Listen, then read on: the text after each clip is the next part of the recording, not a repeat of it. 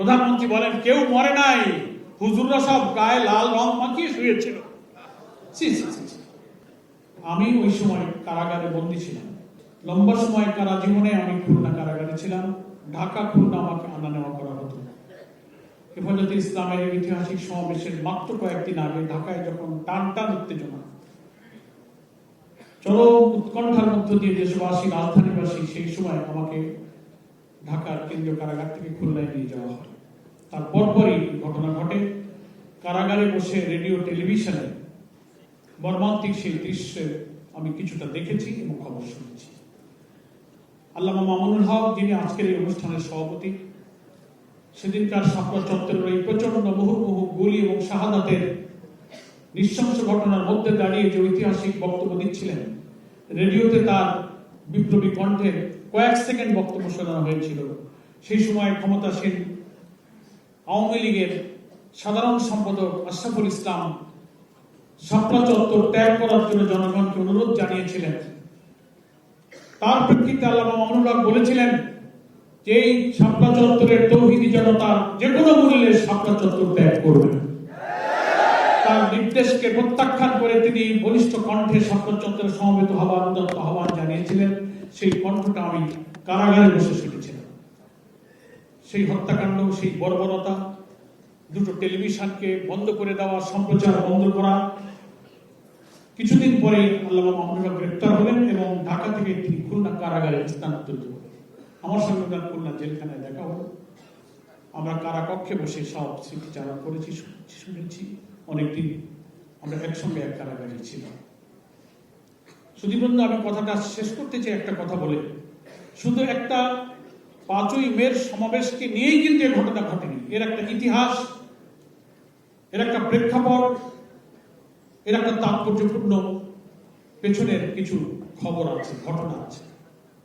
সংক্ষেপে কথা হলো এই: তদানীন্তন কর্তৃত্ববাদী শাসক ক্ষমতায় এসে একের পর এক যেসব পদক্ষেপ নেওয়া তারা শুরু করেছিলেন, সংবিধান থেকে আল্লাহর পরিমাণ অবিচল আস্থা তুলে দেওয়া, ইসলামী চেতনা, মূল্যবোধ, জাতিসত্তার বিরুদ্ধে একের পর এক নাস্তিক, মুরতাদ, আগ্রাসী আধিপত্যবাদীদের দালালরা যেভাবে ইসলামের শক্তির উপরে হায়নার মতো ঝাঁপিয়ে পড়তে লাগলো, প্রিয় নবীর চরিত্র হরণ করে ব্লগাররা যেভাবে শুরু করলো, এবং যুদ্ধ অপরাধের বিচারের নামে শাহবাগে গণজাগরণ মঞ্চ করে ইতিহাসের সমস্ত ন্যায় বিচার, সুবিচার, মানবাধিকার, আইনের শাসনকে উপেক্ষা করে আব্দুল কাদের মোল্লাকে যাবজ্জীবন দেওয়া হলো। দুনিয়ার কোন জুডিশিয়াল ইতিহাসে নজির নাই। কেন যাবজ্জীবন হলো? ওটাকে ফাঁসি দিতে হবে। তাই বিচারকে থামিয়ে রেখে আইন পরিবর্তন করে তখন প্রধানমন্ত্রী পার্লামেন্টে দাঁড়িয়ে বক্তৃতা করতে লাগলেন। তিনি সরকার প্রধানমন্ত্রী, এদিকে শাহবাগের আরেকটি সরকার হয়েছে, ইমরান এই সরকারের জাগরণ মঞ্চ। প্রধানমন্ত্রী বলতে লাগলেন আমার দেহটা পার্লামেন্টে, আমার মনটা এখন শাহবাগে। উস্কে দিয়ে আদালতের বিচার থামিয়ে আইন পরিবর্তন করে, যা বাংলাদেশে এবং দুনিয়ায় নাই, যিনি সাজাপ্রাপ্ত হন তিনি সাজা ক্রমবার আবেদন করেন, সেই সাজা বৃদ্ধির আইন বানিয়ে তাকে অন্যায়ভাবে ফাঁসি দেওয়া হয়েছে। বিচারপতি সিনহা সহ পরবর্তীকালে জুডিশিয়াল লোকেরা বিস্মিত হয়ে বলেছে যে এটা হয়েছে miscarriage of justice, genocide of justice. যে হত্যাকাণ্ডের সাথে যে লোকদের সম্পর্ক নাই, এইটা নিয়ে আলেম ওলামা, ইসলামপন্থী জনতা ক্ষিপ্র হয়ে পড়ল।